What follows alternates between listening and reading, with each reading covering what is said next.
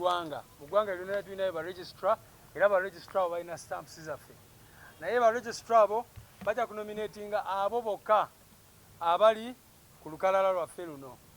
Lists ze tugenda okufulumya zijja kubeerawo abacandidates abawaddeko embiranye, naye tulina unopposed candidates abo mu bitundu by'eggwanga ebyenjawulo mujja kulaba nga ba registrar baffe babasayiningira automatically kubanga era be baliwo nga bakandidate baffe. Era njagala kukakasa nti buli district mu Uganda, buli constituency mu Uganda tulinayo bakandidate abeesimbawo ku local government levels.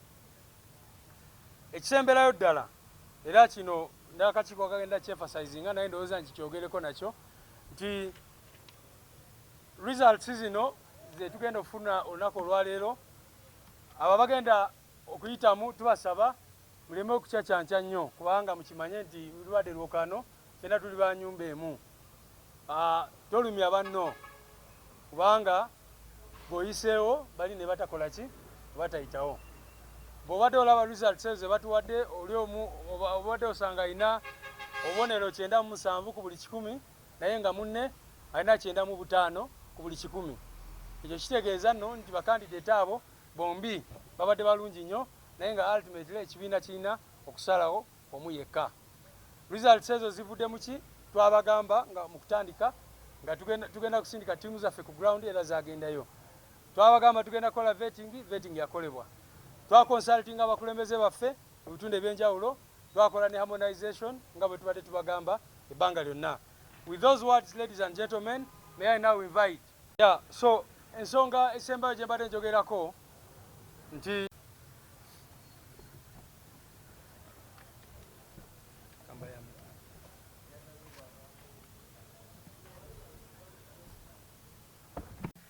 I think today is a day many people have been waiting for. We have been talking about Omuka, and now it is a day when that is going to happen in many ways. We are here to receive the results for local government leaders who have been successful through this process, which the EMC will elaborate more. We just had an executive board meeting where these results were presented to the party leadership, and the party leadership appreciated the election management committee so much for a job well done. As you all know, nominations for local government leaders begin next week on Wednesday, on the 3rd.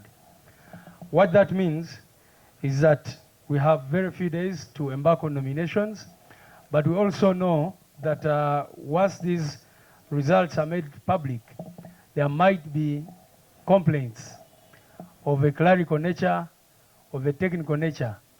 And the executive board has set up a committee of 4 persons, which is going to be supervised by the Deputy Secretary General. But the committee itself has Dr. Kanabi Moses, our organizing secretary, Mr. Elotu Jonathan, our head of legal, and the deputy, Namata Jacqueline, and Comrade Sasi Marvin, also one of the lawyers. This committee is going to receive complaints strictly of a clerical nature, of a technical nature. For example, where a candidate says they were placed in a wrong electoral area, or that they are placed together with another person on the same electoral area, etc. Why that may happen is because the Electoral Commission has been changing electoral areas so many times. As you've been seeing, they come today, address a press, change things. They combined and merged many electoral areas. So we think that may be happening even with the results from the Election Management Committee. And so this committee will work for 2 days, tomorrow, Saturday, and on Sunday. So those who will have any complaints related to either they are placed in a wrong place and all that, those people will be allowed to bring their complaints to this committee to handle. But the Election Management Committee will also be here to receive complaints of that nature under the supervision of that committee, because that is a subcommittee of the Executive Board. The nomination process will begin on Monday. On Monday, we shall begin nominating the candidates of the National Unity Platform for local government levels. Maybe before I leave the other point, I want to emphasize that people who had complaints about procedure and all that already complained. Those who did not complain, right now they will not have that chance because they had that chance. Those who either said they were not vetted and all that, and all those complaints have been dealt with by the Election Management Committee. Now, the nomination process, like I said, is beginning on Monday, and right now we don't have MP candidates yet because, as you know, their vetting has not yet taken place. And for the president, because those will be nominated by the Secretary General, but the Secretary General will nominate mayors of cities, all mayors of cities, and then all candidates for Kampala will be nominated by the Secretary General. That's for our members to note, successful candidates. The nomination process for all candidates for Kampala will take place here. For all candidates for Wakiso, they will be nominated by the Deputy Secretary General, Honorable Aisha Kabanda, Honorable Hajat Aisha Kabanda. So, all candidates for Wakiso at all levels, except those that I mentioned above, members of parliament, district chairpersons, those who will be nominating, they will be nominated by the DSG. Then all other candidates at all other levels will be nominated by our registrars in the respective areas.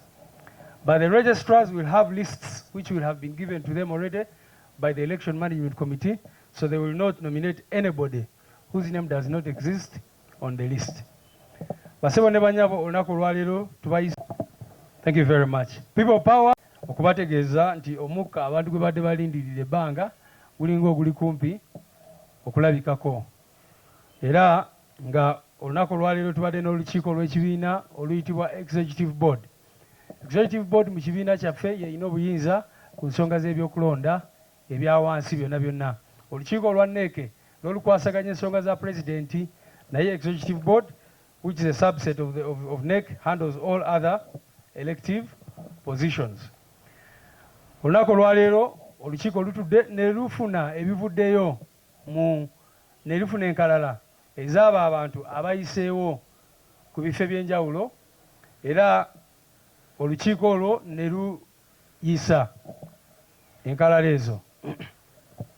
Olukiiko lukitegedde nti oba oliawo waliwo abantu abayinza okuba nga balina okwemulugunya okukwata ku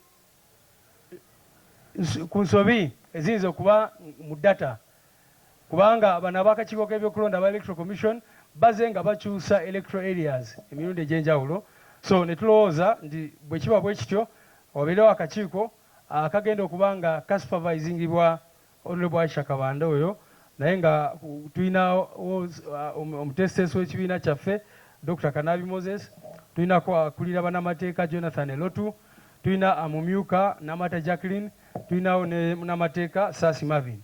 Aka akakiiko kagenda kubeera wano olunaku lw'enkya n'olwa Sande nga kawuliriza okwemulugunya okuyinza okuba kukwata ku nsonga ezo eziri technical. Ensonga eza procedure ezo zibadde buli kiseera abantu babadde baleeta complaints era akakiiko ne kazihandolinga. Onagamba savetingibwa sakola ki bwe bityo ebyo complaints tubadde nange kennyini mu office yange zibadde zijja nnyo nga tuziwuliriza. Kakati okunominatinga bakandidate baffe kugenda kutandika ku Monday, kubanga bwe mmanyi okwa Electoral Commission kutandika ku Lwakusatu. Era nga bwe mbagambye President ne ba MPs, President ye twamala dda okumufuna era ne tumulangirira. Naye bamemba ba Parliament tetunaba vetinga, so abo naye ekiseera bwe kiba kituuse bajja kunominatingibwa Secretary General ne ba District Chairpersons bonna ngenda okubateerako emikono ku mpapula zaabwe ku Monday ne Tuesday. Bameeya b'ebibuga ebikulu oba kye tuyita cities nabo bajja kunominatingibwa wano wamu ne ba candidate bonna babadde successful aba Kampala bonna bajja kunominatingibwa wano, era nga Ssaabawandiisi yajja banominatinga. Ba candidate bonna aba district ya Wakiso, amyuka Ssaabawandiisi gwe bayita Hajjat Honorable Aisha Kabanda yagenda okubanga abanominatinga obanga asa omukono ku mpapula zammwe. Ffe tugenda kuyambibwako ba registrar baffe mu bitundu ebyo nga bwe mbanyonnyodde. Bakandideeti b'ekibiina kya NUP ku mitendera gyonna emirala nga bwe mutegedde, registrars baffe